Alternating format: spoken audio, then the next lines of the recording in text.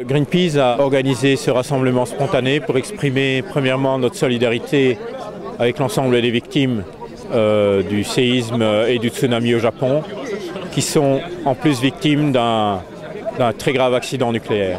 Deuxième point de mot d'ordre, c'est bien sûr réclamer la sortie du nucléaire, particulièrement en direction du gouvernement et des gouvernements européens. Nous avons 148 réacteurs nucléaires en Europe. C'est 148 fois un danger pour les populations, un danger grave. Et cette menace ne peut pas peser à la fois sur nous et certainement pas sur les générations futures.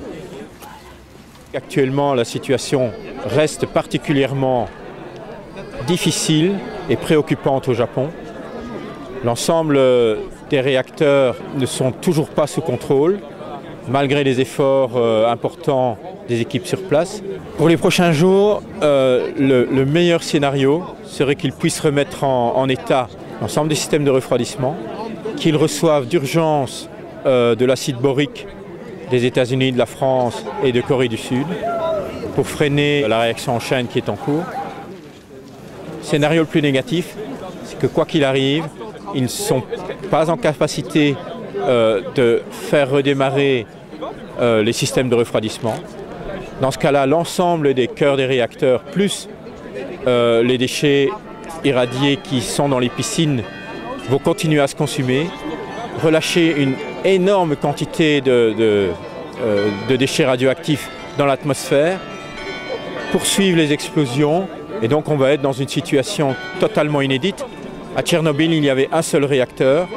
Aujourd'hui, nous sommes en présence de 4 réacteurs, ce qui multiplierait la radioactivité par 4, c'est-à-dire quelque chose d'à peu près inimaginable.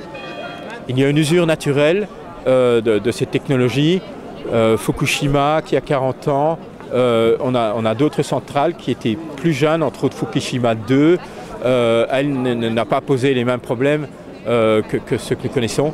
Donc les centrales qui entourent le Luxembourg commencent à atteindre des âges respectifs, presque 30 ans pour la centrale de Cattenom. Donc on voit qu'il est sérieusement temps de songer à la programmation de l'arrêt de cette centrale et de l'arrêt en tout cas de toutes les centrales au-delà de 40 ans.